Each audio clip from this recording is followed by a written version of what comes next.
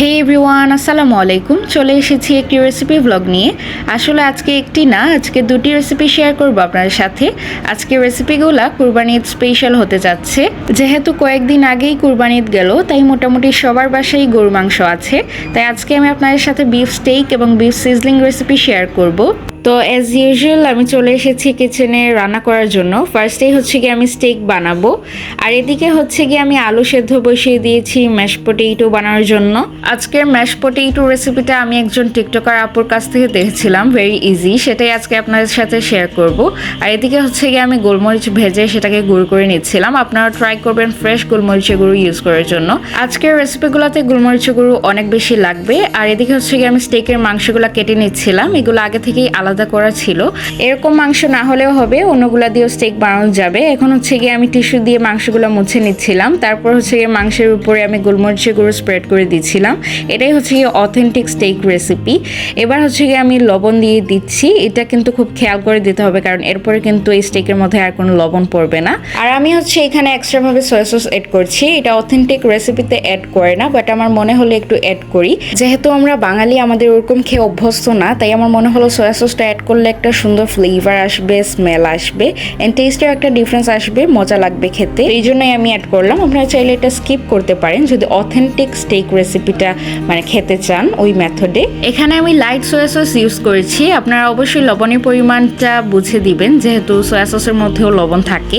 এই তো আমার স্টেক ম্যারিনেট করা ডান। স্টেক হচ্ছে গিয়ে এত সময় ম্যারিনেট করে রাখতে হয় না অথেন্টিক যে রেসিপিটা, তো তাই হচ্ছে গিয়ে আমি একটু সময় পরেই স্টেক ভাজতে চলে এসেছি। তো এখন হচ্ছে গিয়ে আমি প্যানের মধ্যে বাটার দিয়ে দিলাম। আজকে ফুললি স্টেকটা আমি বাটারেই কুক করবো, যেহেতু আমার কাছে বাটার অ্যাভেলেবল আছে। আপনাদের কাছে যদি বেশি বাটার না থাকে, তাহলে আপনার অলিভ অয়েল বা যে কোনো ধরনের কুকিং অয়েল ইউজ করতে পারেন, বাট বাটার কিন্তু মাস্ট বি ইউজ করতে হবে একটু হলেও। বাটারের জন্য কিন্তু স্টেকের মধ্যে একটা সুন্দর ফ্লেভার আসে, স্মেল আসে, যেটা খেতে খুবই ভালো লাগে। এবার হচ্ছে কি আমরা কিছু রসুনের কোয়া অ্যাড করে দিচ্ছি। এখানে রসুন অ্যাড করার কারণে একটা সুন্দর ফ্লেভার এন্ড স্মেল আসবে স্টেকের মধ্যে। এখানে অনেক ধরনের হার্বসও ইউজ করা হয়, বাট আমার হাতের কাছে ছিল না, তাই দিতে পারি নাই। এবার হচ্ছে গিয়ে the most easiest mash potato recipe আপনার সাথে শেয়ার করবো। এখানে হচ্ছে গিয়ে সেদ্ধ করা আলু আমি একটা ব্লেন্ডারের মধ্যে নিয়ে নিয়েছি। এবার হচ্ছে গিয়ে অনেক পরিমাণে বাটার অ্যাড করে দিতে হবে এটার মধ্যে। যত বাটার অ্যাড করবেন ততই মজা হবে। এবার হচ্ছে গিয়ে গোলমরিচের গুঁড়ো অ্যাড করে দিচ্ছি, আর অ্যাড করে দিচ্ছি স্বাদ মতো লবণ। দেন এই তো জাল করা দুধ করে এটাকে ব্লেন্ড করে দিলেই রেডি হয়ে যাবে আমাদের ম্যাশ পটেটো। আপনারা চাইলে এখানে একটু চিনিও অ্যাড করতে পারেন, একটু সুইটনেসের জন্য, যেহেতু অনেক ম্যাশ পটেটো সুইট থাকে। আপনারা পছন্দ করলে অ্যাড করতে পারেন। এই তো আমার স্টেক রেডি হয়ে গেছে। এটাকে হচ্ছে গিয়ে আমি প্রায় 10 মিনিটের মতো হচ্ছে গিয়ে মিডিয়াম ফ্লেমে কুক করেছি। অনেকেই হচ্ছে গিয়ে বলে 3 মিনিট 4 মিনিটে হয়ে যায়, বাট নো, আপনি যদি ওয়েল ডান চান তাহলে এই টাইমেই করতে হবে। আর হচ্ছে গিয়ে আপনারা যদি মিডিয়াম রেয়ার চান তাহলে হচ্ছে গিয়ে 5 মিনিট কুক করতে হবে, আর যদি একদম রেয়ার চান তাহলে 3-4 মিনিটই এনাফ। এই তো এখানে আমি আমার steak and mash potato serve করে দিয়েছি। স্টেকটা মাশাআল্লাহ মজা হয়েছিল, বাট একটু শক্ত হয়েছিল, যেহেতু ওয়েল ডানটা একটু শক্তই হয়ে যায়।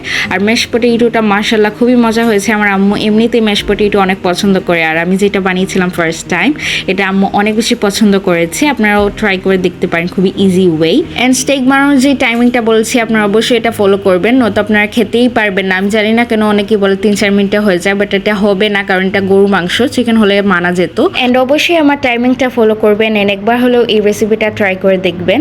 সো এখন হচ্ছে গিয়ে আমরা বিফ সিজলিং রেসিপিতে চলে যাব। আজকে বিফ সিজলিং রেসিপিটা একটি ফাঁকিবাজি ওয়েতেই বানাবো। গতকালকের স্টেক রেসিপির কিছু স্টেক পিস বেঁচে গিয়েছিল, সেগুলাকেই আমি একটু ফ্রাই করে নিচ্ছি। যেহেতু স্টেকগুলো এতটা ফ্রাইড থাকে না, তাই আমি আর একটু ফ্রাই করে নিলাম। আর এদিকে হচ্ছে পেঁয়াজগুলোকে এভাবে কেটে নেওয়া হয়েছে, আর কিছু রসুন কোয়াকে এখানে থেতো করে নেওয়া হয়েছে। এবার হচ্ছে গিয়ে আমি সিজলিং এর জন্য একটা সসের মিক্সচার বানাবো। ফার্স্টে হচ্ছে গিয়ে আমাদের লাগবে পেরি পেরি সস, দেন হচ্ছে গিয়ে সয়া সস। এখানে আমি লাইট সয়া সস ইউজ করেছি। এন্ড আমাদের টমেটো কেচাপ লাগবে, সেটা ক্লিপস আমি নিতে ভুলে গিয়েছি। সো এখন হচ্ছে গিয়ে বানানো স্টার্ট করে দিয়েছি। ফার্স্টে হচ্ছে গিয়ে আমি টমেটো কেচাপ নিয়ে নিলাম, দেন অ্যাড করে দিলাম সয়া সস। এরপরে অ্যাড করে দিব peri peri sauce. Peri peri sauce না থাকলে আপনারা যে কোনো ধরনের চিলি সস ইউজ করতে পারেন। এবার হচ্ছে গিয়ে সসগুলোকে মিক্স করে নিব। এবার একটা প্যানে কিছুটা তেল অ্যাড করে দিচ্ছি। আপনারা চাইলে অলিভ অয়েলও ইউজ করতে পারেন। এবার তেলের মধ্যে থেতো করে রাখা রসুনগুলো দিয়ে দিব। রসুন দিলে একটা সুন্দর ফ্লেভার আসে, আপনারা অবশ্যই এটা অ্যাড করবেন। তারপর অ্যাড করে দিচ্ছি কেটে রাখা পেঁয়াজ। তারপর এগুলাকে একটু সময় ভাজতে হবে। যখন এগুলো একটু সটে হয়ে আসবে এই পর্যায়ে সসের মিক্সচারটা অ্যাড করে দিব। এন্ড চুলার ফ্লেমটা মিডিয়াম আঁচেই রাখতে হবে। এই পর্যায়ে অ্যাড করে দিলাম গোলমরিচের গুঁড়ো। দেন হচ্ছে গিয়ে এবার অ্যাড করে দিব ভেজে রাখা মাংসের পিসগুলা। মাংসের পিসগুলো অ্যাড করার পর বেশিক্ষণ কুক করতে হবে না, একটু সময় কুক করে নেওয়ার পর নামিয়ে নিলেই রেডি হয়ে যাবে আমাদের সিজলিং। এই তো খুব ইজি এবং ফাঁকিবাজি ওয়েতে আমাদের বিফ সিজলিং রেডি। সাধারণত এভাবে বিফ সিজলিং রান্না করা হয় না, বাট খুবই ইজি ওয়েতে যদি আপনারা বিফ সিজলিং খেতে চান তাহলে আমার রেসিপিটা ট্রাই করে দেখতে পারেন। বানানোর ওয়ে ডিফারেন্ট হলে কি হবে, টেস্টে কোনো ডিফারেন্সই ছিল না, খুবই কাছাকাছি টেস্টি ছিল। সো আশা করি আমার আজকের রেসিপি সবার কাছে ভালো লেগেছে। দেখা হবে নেক্সট ভিডিওতে। আল্লাহ হাফিজ, আসসালামু আলাইকুম টু ইউ অল।